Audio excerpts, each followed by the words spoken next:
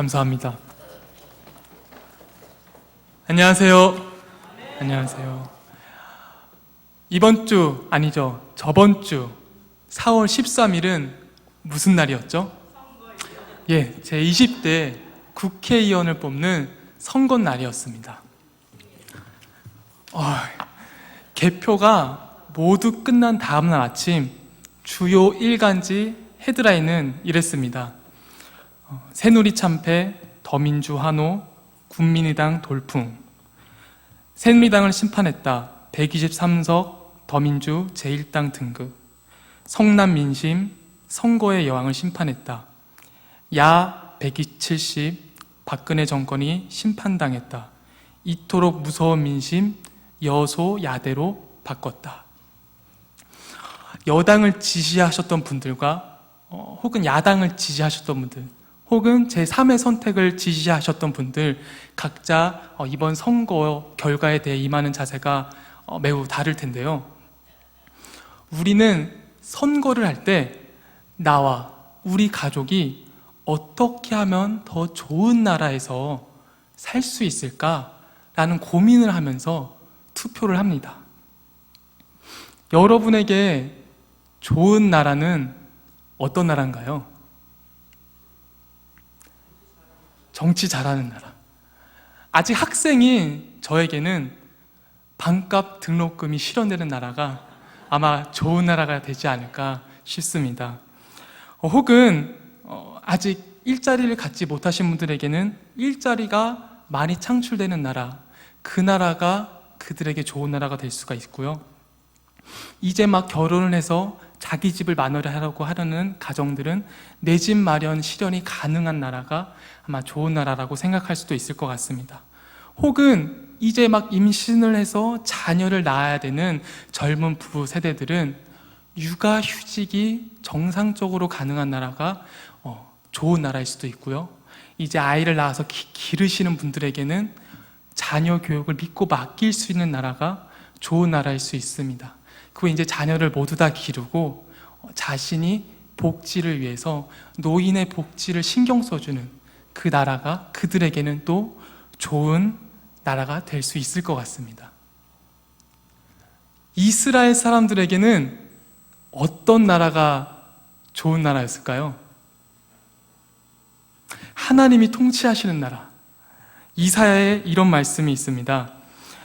그때 이리가 어린 양과 함께 살며 표범이 어린 염소와 함께 누우며 송아지와 어린 사자와 살찐 짐승이 함께 있어 어린아이에게 끌리며 암소와 곰이 함께 먹으며 그것들의 새끼가 함께 엎드리며 사자가 소처럼 풀을 먹을 것이며 젖먹는 아이가 독사의 구멍에서 장난하며 젖된 어린아이가 독사의 굴에 손을 넣을 것이라.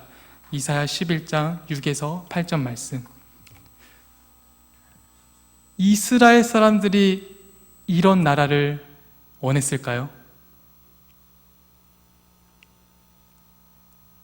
사실 이 말씀은 이스라엘을 보고 답답하셨던 하나님께서 이사야를 통해 하신 말씀이지 이스라엘 사람들이 원했던 나라의 모습은 아니었습니다.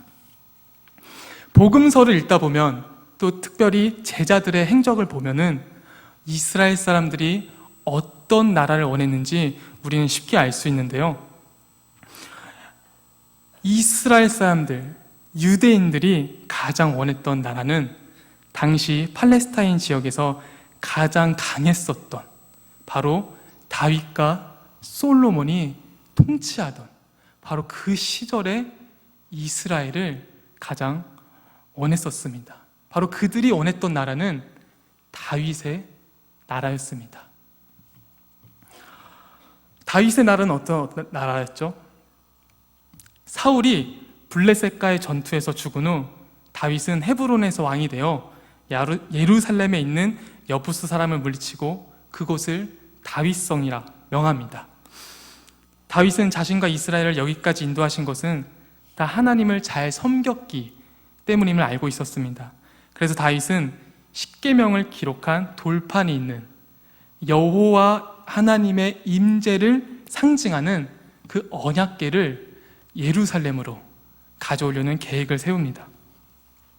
과거 이스라엘은 블레셋과의 전투에서 정작 자신들은 하나님 앞에서 준비되어 있지 않은 상태에서 그저 언약궤 하나만 나에게 있으면 우리나라가 승리할 수 있겠지 라는 마음에 블레셋과의 전투에서 언약궤를 맨 앞에 세워서 전쟁에 나갔다가 큰 참패를 당하고 그 언약궤마저 블레셋 사람들에게 빼앗기게 되는 역사를 가지고 있습니다.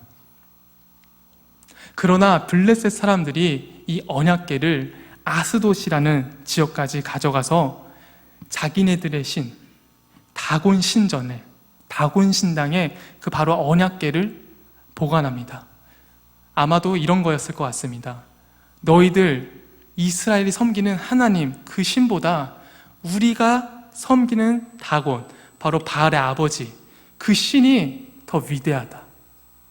바로 그것을 상징하기 위해 아마 언약궤를 다곤 신전에 갖다 놓지 않았을까 생각이 되어지는데요. 그러나 그 결과는 이 블레셋 사람들이 생각했던 거라는 조금 다르게 진행이 됩니다. 다곤 신전에 언약궤를 갖다 놨는데 다음날 아침이 되면은 다곤 신상이 그 언약궤 밑에 엎드려져 있는 거예요. 그래서 이 블레셋 사람들은 이상하다. 이 무슨 일이지? 이러고 다시 다곤 신을 다시 세웁니다. 그러나 그 다음날 아침이 되면 여전히 그 궤는 그 신전, 그 다곤 신은 그 궤 앞에 엎드려지게 됩니다. 그리고 그 아스도디산 지역에 심각한 피부병이 돌면서 이 블레셋 사람들은 이 언약궤 때문에 우리 신이 여호와 신 앞에서 엎드리고 이 아스도디라는 땅에 전염병이 퍼지고 있구나. 그렇게 생각한 이제 블레셋 사람들은 이 언약궤를 유다 땅 벳세메스에 놓고 갑니다. 벳세메스 사람들은 그 언약궤를 기럇 여야림에 옮겨 놓습니다. 그 언약궤를 예루살렘에 가져오기 위해 다윗은 바알레 유다, 바로 기럇 여아림으로 사람을 보내 그 언약궤를 가져오게 됩니다. 다윗은 이제 언약궤를 자신의 나라 예루살렘에 가져온 뒤 고민에 빠집니다. 그 고민은 이것입니다.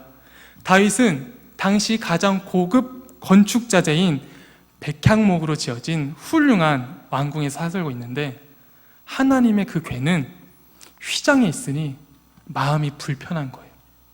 그래서 다윗은 하나님을 위한 신전을 짓는 게 어떻겠느냐 하고 당시 선지자였던 나단에게 물어봅니다. 그래서 그날 밤 하나님께서 나단에게 임하여 말씀하십니다.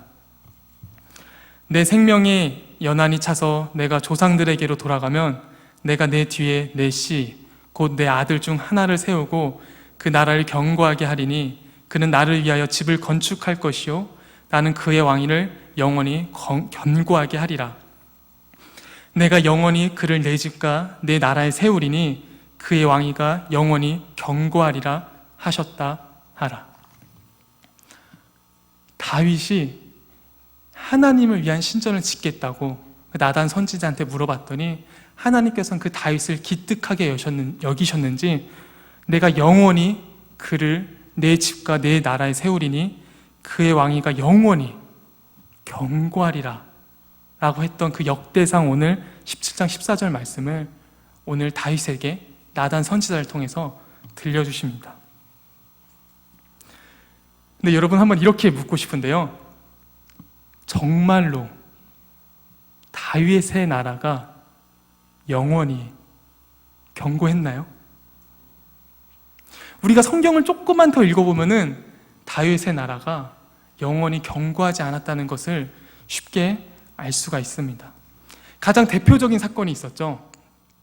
다윗이 전쟁만 하면 승승장구하던 어느 날 저녁 다윗은 전쟁에 나가지 않았습니다. 자기 백성들, 자기 군인들을 전쟁에 내보내고 이 다윗은 저녁에 왕궁 옥상에서 산책을 하고 있었습니다. 이 왕궁 옥상에서 산책을 하고 있던 다윗이 무엇을 보았죠? 여러분 모두 아시다시피 목욕을 하고 있는 여인을 보게 됩니다. 다윗이 의도적으로 목욕하는 여자를 염탐했는지, 혹은 그 여자가 일부러 다윗이 보이는 곳에서 목욕을 했는지, 그것은 성경에서 알 수 없기 때문에 어떠한 상황인지는 잘 모릅니다. 그러나 중요한 것은 다윗이 그 목욕하는 밧세바를 보고 사람을 보냅니다. 저 여자가 어떤 사람인지 뒷조사를 하기 위해서 사람을 보냅니다. 다윗이 사람을 보내놓고 뒷조사를 해보니 그 여인의 이름은 밧세바, 기혼, 남편의 이름은 우리야. 그리고 그 우리야는 지금 전쟁에, 암몬 족속들과 싸우기 위해 전쟁에 나가 있었습니다. 다윗은 이 모든 사실을 알고서도 자신의 부하에게 그녀를 데려오라고 합니다. 그리고 다윗은 그날 밤 밧세바와 함께 하룻밤을 보내게 됩니다. 그런데 여기서 문제가 생겼습니다. 물론 이 전부터 문제죠. 하지만 다윗이 인식한 문제는 이것이었습니다. 어떤 일이 일어났죠? 밧세바가 임신을 했어요. 밧세바가 임신을 하고 나니까 다윗은 조바심이 나는 거예요. 내가 밧세바한테 한 행동이 모든 사람한테 알려질지도 모르겠다. 그래서 다윗은 계책을 씁니다. 전쟁에 나가 있던 우리아를 자신의 왕궁으로 부릅니다. 자신의 우리아의 부하들과 함께. 그럼 다윗은 이렇게 생각했어요. 이 사람들이 내가 준비한 만찬을 먹고 분명히 우리아는 아내가 보고 싶어서 아내를 만나러 집으로 갈 거야. 그러면 밧세바가 임신한 아이가 내 아이인지 우리아의 아내인지 모르겠지 라고 생각한 것 같습니다. 근데 생각보다 우리아는 훌륭한 장군이었습니다. 우리아는 자신의 부하들을 버려두지 않고 자기의 집에 가지 않고 여전히 왕궁에 남아 자신의 부하들과 함께 그 편안함을 보내고 있었습니다. 다윗은 또 이제 마음이 급한 거예요. 이게 아닌데, 내가 생각한 작전이 이게 아닌데. 그래서 다윗은 해서는 안 될 작전을 한 번 더 세웁니다. 어떤 작전을 세웠죠? 암몬 족속과의 전쟁에서 우리아를 의도적으로 맨 앞에 보내고, 그리고는 너희들은 살짝 뒤로 빠져 있어라 라고 말을 합니다. 그리고 정말로 그런 일이 일어났고, 우리아는 나라를 위해 전쟁에 나갔지만 그 나라의 왕 때문에 억울하게 전쟁에서 홀로 남아 죽게 되는 비극을 경험하게 됩니다. 이 비극을 경험한 이 이스라엘 나라에서 다윗은 장례를 치른 후 바로 그 밧세바를 자신의 아내로 취하게 됩니다. 이제 나단 선지자가 나설 차례죠. 하나님의 말씀을 들은 이제 나단 선지자가 다윗에게 찾아갑니다. 그리고 옛날 이야기처럼 이스라엘에 있었던 이야기를 하나 얘기를 해줘요. 부자는 양과 소가 아주 많았고 가난한 사람은 안양 새끼 한 마리만 갖고 있었습니다. 그때 부자에게 손님이 와서 대접을 하려고 하는데 자신이 갖고 있는 양과 소로 손님을 대접하는 게 아니라 가난한 자가 갖고 있는 하나밖에 없는 암양 새끼를 뺏어다가 손님을 대접했다고 합니다. 다윗 왕이요, 이 부자를 어떻게 해야 될까요? 이 이야기를 들은 다윗은 화가 나서 그 부자는 마땅히 죽어야 될 자라고 말합니다. 그리고 그 양 새끼를 4배나 갚아줘야 한다고 말합니다. 그러자 나단이 얘기하죠. 너가 바로 그 부자라고. 그리고 그때부터 다윗을 향해 하나님께서 말씀하신 그 말을 전합니다. 칼이 내 집에서 영원토록 떠나지 아니하리라. 너와 내 집에 재앙을 일으키고 내가 내 눈앞에서 내 아내를 빼앗아 내 이웃들에게 주리니 그 사람들이 내 아내들과 더불어 백주에 동침하리라. 당신이 낳은 아이가 반드시 죽으리이다. 나단 선지자가 이렇게 다윗에게 예언했던 하나님의 말씀은 얼마 지나지 않아 모두 이루어집니다. 다윗의 첫째 아들 암논이 이복 동생 다말을 힘으로 제압해서 억지로 동침하였고, 다말의 남매였던 압살롬은 자신의 부하를 통해 암논을 죽입니다. 다윗은 자신의 자녀 압살롬 때문에 예루살렘에서 도망쳐 피신해야 했고, 압살롬은 다윗의 후궁들과 데낫의 사람들 앞에서 동침하였으며, 결국 다윗의 친구 후세의 계략에 의해 압살롬은 죽게 됩니다. 바로 나단 선지자가 예언했던 그 모든 것이 얼마 지나지 않아 다윗 가문에 모두 다 일어나게 되었습니다. 어떻게 오늘 읽은 말씀에서 영원히 경고하라고 했던 그 왕위에 대한 하나님의 언약이 잘 지켜지고 있는 것 같나요? 다윗 가문의 비극은 계속됩니다. 다윗의 자녀 솔로몬은 왕위를 물려받고 자신 나라를 경고하기 위해 주변 나라 사람들과 계속해서 동맹을 맺습니다. 주변 국가와 동맹을 맺을 때 가장 좋은 방법은 무엇일까요? 그렇죠. 동맹 국가의 공주와 결혼하는 것입니다. 설마 장인 장모의 나라를 쳐들어갈 수는 없겠다고 생각을 했던 거죠. 그래서 솔로몬은 수많은 이방 여인들과 결혼을 하게 됩니다. 여러분들 다 아시다시피 솔로몬의 아내가 몇 명이었죠? 300명이었습니다. 저는 어렸을 때 참 이것을 부러워했었는데요. 지금은 그것이 정말로 어려운 일이다라는 것을 조금씩 알게 되었는데요. 또 솔로몬의 첩이 몇 명이나 있었는지 아시나요? 700명이었어요. 이 솔로몬이 얼마나 많은 나라의 동맹 국가를 맺었고 그 공주와 결혼했는지는 우리가 쉽게 짐작할 수가 있었습니다. 이게 동맹 결혼만 하면 상관이 없는데, 이 동맹 국가의 공주님들이 이스라엘 들어오면서 자기들의 섬기는 이방신, 우상들을 이제 이스라엘에 엄청나게 들고 오게 됩니다. 감히 솔로몬의 아내가 가져오는 물건을 이스라엘 사람들은 당연히 막을 수가 없었겠죠. 그래서 엄청나게 많은 이방신, 우상들이 이스라엘에 유입되게 됩니다. 그리고 솔로몬은 자신의 나라를 계속해서 견고하게 만들기 위해 성전과 신전을 여러 개 만들게 됩니다. 그로 인해 이스라엘 백성들은 그 성전 건축 때문에 점점 지쳐가게 됩니다. 솔로몬이 나이가 들고 이제 자신의 자녀 르호보암이 왕이 되게 되었습니다. 이제 백성들은 생각한 거예요. 아, 드디어 왕이 바뀌었구나.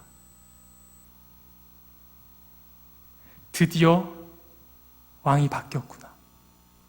이제 우리가 원하는 대로 될 수 있겠다 라는 강한 기대감에 차서 르호보암을 찾아갔지만, 르호보암은 어떻게 대답을 했죠? 내 아버지가 채찍으로 너희를 했다면 나는 전갈 채찍으로 더 심하게 몰아세우겠다라고 말을 합니다. 이 말에 실망한 이스라엘 주민들은 더 이상 다윗 가문을 믿지 않습니다.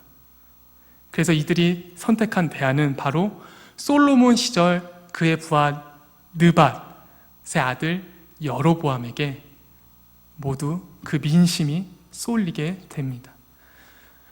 그래서 유다 족속과 베냐민 족속만이 르호보암 곁에 남고 나머지 10지파는 모두 여로보암을 따라 북이스라엘로 나라가 두 동강이 나게 됩니다. 여러분, 나라가 두 동강이 되면 어떻게 되는지 쉽게 알 수 있죠. 당시 팔레스틴 지역 가장 강력했던 다윗과 솔로몬의 국가는 이제 힘이 점점 쇠락하게 됩니다. 나라가 두 개로 찢어졌기 때문에 힘을 하나로 모을 수가 없었던 것이죠. 그리고 이방신들의 유입으로 인해서 이스라엘 주민들이 계속해서 우상을 섬기자 하나님께서 이스라엘 백성을 치기 시작합니다. 결국 200년 후, 나라가 찢어진 뒤 200년 후 북이스라엘은 아수르에게 망하고 그로부터 100여 년이 더 지나고 남유다는 바벨론에게 망하게 됩니다. 하나님께서 다윗에게 약속하신 영원한 나라는 도대체 어떻게 된 걸까요? 오늘 말씀을 한 번 더 다시 읽기를 원하는데요. 역대상 17장 14절 말씀을 다시 한번 꼼꼼하게 읽어보도록 하겠습니다.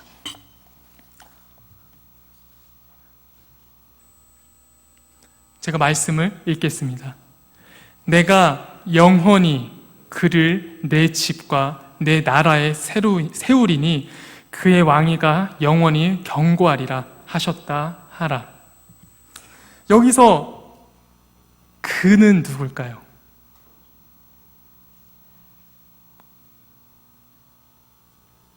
바로 앞절의 말씀을 보면 쉽게 알 수 있습니다.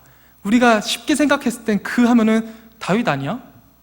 하지만 이 역대상 말씀에서 그는 솔로몬을 가리킵니다. 솔로몬을 내 집과 내 나라에 영원히 세운다고 말씀하고 있습니다. 여기서 내 집은 누구 집일까요? 그렇죠. 내 집은 바로 다윗의 나라가 아니라 바로 말씀하고 계신 그 하나님, 바로 하나님의 나라를 지칭하고 있습니다.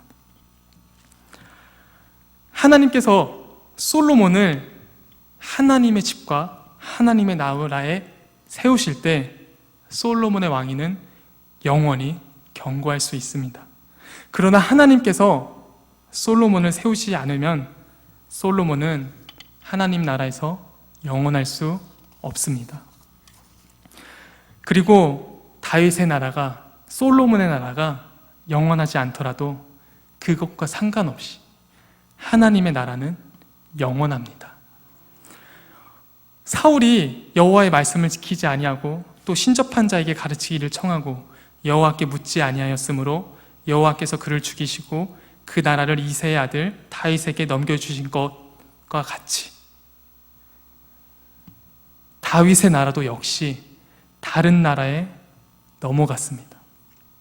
그러나 하나님의 나라가 넘어간 것이 아닙니다. 다윗이 사울과 같이 하나님의 합한 마음에 떠났을 때 다윗의 나라가 하나님의 영원한 나라에서 넘겨진 거지 하나님의 나라가 망한 것이 절대로 아닙니다. 하나님의 나라는 영원합니다. 그리고 그 하나님의 영원한 나라는 계속해서 우리 역사 속에서 다른 나라로 넘어가면서 꾸준히 나타나고 있습니다. 인간이 세운 나라는 사라질 수 있습니다. 다윗이 하나님을 위한 전을 짓겠다고 했을 때 영원한 축복을 받았지만 남의 여인을 탐하고 암논이 금수저를 물고 태어났지만 아버지와 똑같은 잘못을 저지르고 왕위를 물려받은 솔로몬은 자신의 힘으로 이스라엘을 더 견고하게 만들렸다가 결국 이스라엘의 분열의 씨앗을 심게 되고 르호보암은 그 분열의 씨앗을 터뜨리고 그리고 북이스라엘과 남유다는 우상을 숭배하다가 결국 아수르와 바벨론에 망하게 되었습니다.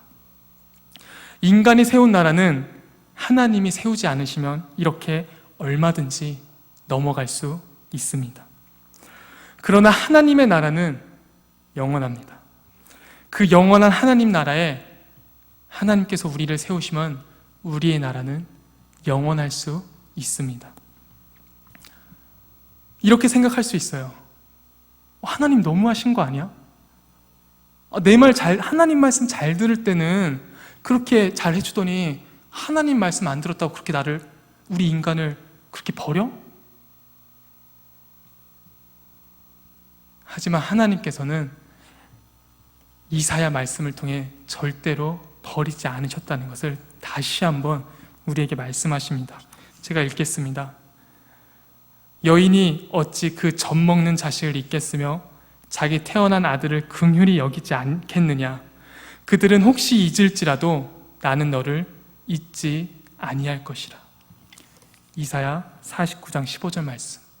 이 말씀은 이스라엘이 바벨론 포로기에서 매우 힘들어하고 있을 때 하나님께서 이사야를 통해서 말씀하신 말씀입니다. 비록 우리가 하나님 마음에 합당하지 않은 행동을 해서 우리가 그 영원하신 하나님 나라에서 버림받고 다른 나라에 넘겨졌을지언정 하나님께서는 우리를 영원히 잊지 않으시고 우리가 다시 돌아오시기를 기다리고 계십니다. 다시 한번 말하겠습니다. 하나님께서 세우시는 나라는 영원합니다. 그러나 하나님께서 세우시지 않으시면 그 나라는 망할 수 있습니다. 그럼에도 불구하고 하나님의 나라는 영원합니다. 그리고 우리가 망해 있을 때에도 하나님께서는 우리를 절대 잊지 않으십니다. 힘들고 낙심하여서 어떠한 희망도 보이지 않을 때 영원하신 하나님의 나라와 영원히 우리를 잊지 않으시는 그 하나님의 사랑을 기억하시는 우리 구입교회 성도님들 되길 기도하겠습니다. 기도하겠습니다.